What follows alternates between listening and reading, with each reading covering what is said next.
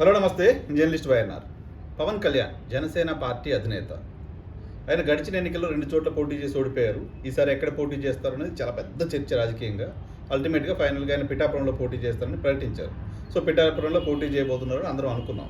పిఠాపురంలో TDP ticket ఆశించిన వర్మ అనుచరులు ఆందోళన, చాలా పెద్ద ఎత్తున పవన్ కళ్యాణ్ పైన బూతుల దాడి, అక్కడ తగలబెట్టడం, పార్టీ జెండాలు ఇవన్నీ జరిగిన తర్వాత వర్మ ఇండిపెండెంట్గా పోటీ చేస్తారని ప్రచారం జరిగింది. బట్ వర్మను పిలిచి టీడీపీ అధినేత చంద్రబాబు నాయుడు గారు ఆయన కన్విన్స్ చేసి తర్వాత ఎమ్మెల్సీ ఇస్తాం, మంత్రి పదవి కూడా ఇస్తామంటూ హామీ ఇచ్చి పంపించారు. సో వర్మ ఇప్పుడు జనసేన అధినేత విజయం కోసం పనిచేస్తారని జనరల్గా ఉన్న వాతావరణం పొలిటికల్గా. సో అక్కడ పిఠాపురంలో టీడీపీ జనసేన మధ్య ఉన్న గొడవ సద్దుమణిగిపోయింది అని అందరూ అనుకుంటున్నారు. అయితే పవన్ కళ్యాణ్ ఈరోజు మళ్ళీ ప్రకటన చేశారు. ఏంటి ఆ ప్రకటన? తాను ఎంపీగా పోటీ చేయాల్సి వస్తే పిఠాపురంను వదులుకుంటాను అని. తాను ఎంపీగా పోటీ చేయమని భారతీయ జనతా పార్టీ నాయకత్వం కోరింది ఇప్పటికే. మళ్ళీ కోరితే కాకినాడ ఎంపీగా పోటీ చేస్తా, లేకపోతే పిఠాపురం ఎమ్మెల్యేగా పోటీ చేస్తా.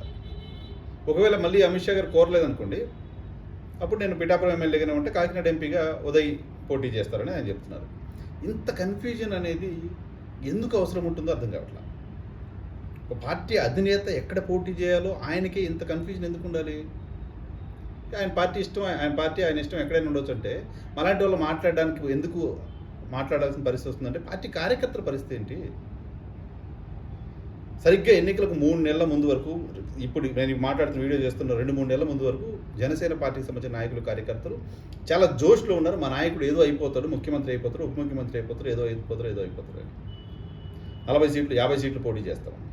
అవన్నీ కాస్త తగ్గించుకొని 21 సీట్లకు మీరు పరిమితం అయిపోయినా, 2 ఎంపీలకు మీరు పరిమితం అయిపోయినా, పార్టీ నాయకులు, కార్యకర్తలు ఇంకా మీరు ఏదో చేస్తారో, మీకు ఏదో వ్యూహం ఉందని దాంట్లో నమ్ముతూ వస్తున్నారు.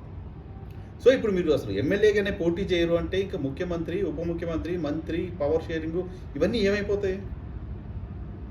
అమిత్ షాను కేంద్ర నాయకత్వం ఎంపీగా కూడా పోటీ చేయమంటే, ఎంపీగా ఎమ్మెల్యే 2 పోటీ చేయమన్నారు అని వాళ్ళు చెప్పారని మీరే చెప్తున్నారు. సో 2 వాళ్ళు పోటీ చేయమన్నప్పుడు 2 ప్రకటించుండొచ్చు కదా, 2 పోటీ చేయొచ్చు కదా. రెండిట్లో గెలిచిన తర్వాత ఏదో స్థానం నుంచి అప్పుడు ఉదయం పోటీ చేయించవచ్చు కదా. పార్టీ అధ్యక్షుడు 2 చోట్ల పోటీ చేయడం కొత్త కూడా కాదు కదా. పైగా 2 అసెంబ్లీ, పోయినసారి 2 అసెంబ్లీ చేశారు, ఈసారి ఒక పార్లమెంట్, ఒక అసెంబ్లీ పోటీ చేయొచ్చు పవన్ కళ్యాణ్ గారు. పోటీ చేసి 2 చోట్ల గెలిచిన తర్వాత ఏదో ఒక స్థానాన్ని భారతీయ జనతా పార్టీ చెప్పిన ప్రకారం ఒక స్థానం నుంచుకొని ఆ స్థానాన్ని వదిలేసి ఆ స్థానంలో ఉదయం గెలిపించవచ్చు. సో అంత కన్ఫ్యూజన్ ఖచ్చితంగా పవన్ కళ్యాణ్ భయపడ్డా లాంటి ఒక ఇండికేషన్కి కారణమవుతోంది. పవన్ కళ్యాణ్ భయపడకపోతే ఎంపీగా ఎమ్మెల్యేగా 2 చోట్ల పోటీ చేయడానికి ఇబ్బంది ఏంటి? పోయినసారి మీరు 2 అసెంబ్లీకి చేశారు, ఎంపీగా అసెంబ్లీకి 2 చేయొచ్చు కదా. ఇప్పుడు పైగా భారతీయ జనతా పార్టీ ఎంపీగా పోటీ చేయమని ఈరోజు చెప్పాలా. భారతీయ జనతా పార్టీ ఎంపీగా పోటీ చేయమని చెప్తోంది. మరోసారి అమిత్ షా గారు అడిగితే మాత్రం కాకినాడ ఎంపీగా పోటీ చేస్తానని చెప్తున్నారు.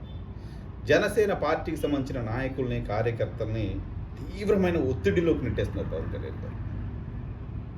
కింద క్షేత్రస్థాయిలో ఆ పార్టీ నాయకులు, కార్యకర్తలు ఏమని చెప్పుకోవాలి తమ నాయకుడి గురించి? ఎన్నెన్ని సమర్థించుకుంటూ రావాలి? టీడీపీతో పొత్తును వ్యతిరేకించారు చాలామంది. మీ మాట నమ్మి మీకోసం ట్రావెల్ అవుతున్నారు. 40-50 సీట్లు పోటీ చేస్తారనుకున్నారు, 24కు మీరు పరిమితమైన మీతో నడుస్తున్నారు. 24 కాస్త 21 అయింది, స్టిల్ మీతో నడుస్తున్నారు. ముఖ్యమంత్రి పదవి షేరింగ్ అనుకున్నారు, అది లేదు అని చెప్పినా మీతో నడుస్తున్నారు. ఉప ముఖ్యమంత్రి పదవి అన్నారు, అది లేదు అన్నా మీతో నడుస్తున్నారు. సో పవర్ షేరింగ్ ప్రస్తావన లేకపోయినా మీతో నడుస్తున్నారు. త్యాగాలు చేసి మనం చిన్నగా అయిపోయామని మీరు చెప్తున్నా, మీరు బాధపడుతున్నా, మీతో నడుస్తున్నారు. నా మాటకు వ్యతిరేకంగా ఎవరైనా మాట్లాడితే, నన్ను ఎవరైనా ప్రశ్నిస్తే వాళ్ళు కోవర్ట్లు వెళ్ళిపోండి ఇక్కడి నుంచి అంటే కూడా మీతో నడుస్తున్నారు. స్టిల్ వాళ్ళని మీరు పిఠాపురం అని చెప్పి ఒక ఎమోషనల్ ట్రావెల్ చేసి అక్కడికి పిఠాపురంలో చాలా పెద్ద ఎత్తున కార్యకర్తలు గ్యాదర్ అయ్యారు, మీరు వస్తున్నారు అనుకున్నారు.